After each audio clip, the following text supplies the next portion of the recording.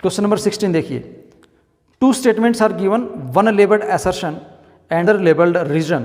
Select the correct answer to these questions from both codes A, B, C and D as given below. ए में है A और are दोनों अगर ठीक हैं और आर करेक्ट एक्सप्लेनेशन है तो ए आंसर देना है। ए और A and R R true, R is not the correct explanation of A, तो बी आंसर देना है। A is true, R is false, C answer देना है। A is false and R is also false, तो D answer देना है।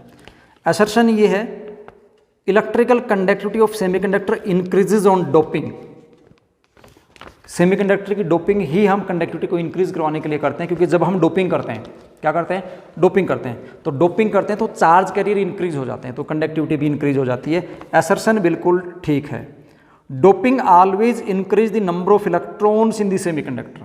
इस पे आप ध्यान से सोचो। बोलता है कि डोपिंग से सिर्फ इलेक्ट्रॉन की वैल्यू इंक्रीज होती है या इलेक्ट्रॉन की कंसंट्रेशन है वो इंक्रीज होती है। एक्चुअली जब हम डोपिंग करते हैं तो देखो आपको पता दो टाइप के होते हैं, एक पी टाइप का होता है और एक एन टाइप का होता है। तो एन टाइप में जब डोपिंग करते हैं तो इलेक्ट्रॉन्स बढ़ते हैं, डोपिंग करते हैं पी टाइप सेमीकंडक्टर बनता है तो होल्स की वैल्यू इंक्रीज होती है। तो इसका मतलब ये हुआ कि ओनली इलेक्ट्रॉन्स इंक्रीज नहीं होते, electron and hole both increase होते हैं। तो इसका मतलब रीजन गलत है, असर्शन ठीक है, सी वाला आंसर आएगा। क्वेश्चन नंबर 17, असर्शन रीजन के मैंने इसके कुछ वीडियो भी बना रखे हैं, डिस्क्रिप्शन बॉक्स में लिंक भी होगा, आई बटन पे भी आप क्लिक करके देख सकते हो। असर्शन रीजन आपके लिए ज़रूरी है और उनकी प्रैक्टिस जब करेंगे तो आपको पता। कुछ बच्चे ऐसे बोलते हैं कि सर असर्शन रीजन को कैसे सॉल्व करें, क्योंकि कन्फ्यूजिंग लगता है उनको, असर्शन और रीजन दोनों एक जैसे ही लगते हैं। तो उसका एक प्रॉपर वे है कि कुछ असर्शन रीजन की आप प्रैक्टिस करें और जो टॉपिक है उसको, टॉपिक को जिस बच्चे ने टॉपिक अच्छे से समझा है ना वो असर्शन रीजन इजीली कर देगा, उसके लिए मुश्किल नहीं है। तो आपको टॉपिक अच्छे से समझना जरूरी है असर्शन रीजन को सोल्व करने के लिए। क्वेश्चन नंबर 17, असर्शन को पढ़िए आप ध्यान से। In the interference pattern observed in Young double slit experiment, if the separation d between the coherent sources as well as the distance D on the screen from the coherent sources both are reduced to 1/3, then the new fringe width remain the same. Fringe width का formula लिखो आप, beta क्या होता है, lambda capital D divide by small d. Diagram बनाता हूँ अच्छे से समझ में आएगा। ये सोर्स है, ये दो स्लिट्स हैं, ये स्क्रीन है, ये वाली डिस्टेंस कैपिटल डी होता है, दो स्लिट्स के बीच की डिस्टेंस स्मॉल डी होती है, लैम्डा लाइट की वेवलेंथ है। तो अगर दोनों को आप 1/3 करोगे तो बीटा के ऊपर कोई चेंज नहीं आएगा। इसको भी आप 1/3 डिक्रीज कर दो, इसको भी 1/3 डिक्रीज कर दो तो बीटा में कोई चेंज नहीं आएगा। तो असर्शन तो बिल्कुल ठीक है। फिर बोलता है fringe width is proportional to, reason में क्या बोल रहा है, fringe width beta proportional to small d by capital D है। आप यहाँ देखते हो fringe width proportional to capital D by small d है, इसका मतलब रीजन गलत है। तो आंसर क्या आएगा, आंसर आपका आएगा A is true, R is false. Question number 18, photoelectrons produced by the monochromatic light beam incident on metal surface have separate in their kinetic energies. Meaning समझिए, ये बोलता है कि ये कोई मेटल सरफेस है, ये मैंने मेटल सरफेस निकाल लिया और इसके ऊपर कोई मैंने लाइट बीम डाला जिसकी कोई भी एनर्जी अच्छी है अपॉन लैम्डा मैंने एनर्जी मान ली।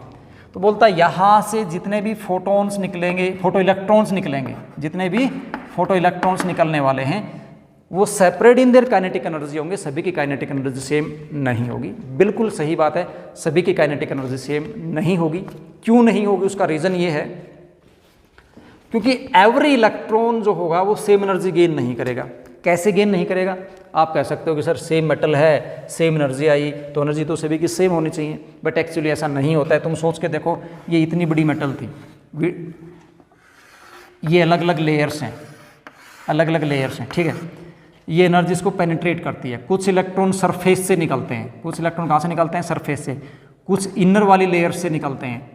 तो जो इनर वाली जो लेयर से इलेक्ट्रॉन्स आएंगे वो बाहर निकलेंगे, तो जैसे इस लेयर का इलेक्ट्रॉन बाहर निकलेगा तो यहाँ वाले इलेक्ट्रॉन से यहाँ वाले इलेक्ट्रॉन से उसका कोलिजन होने वाला है।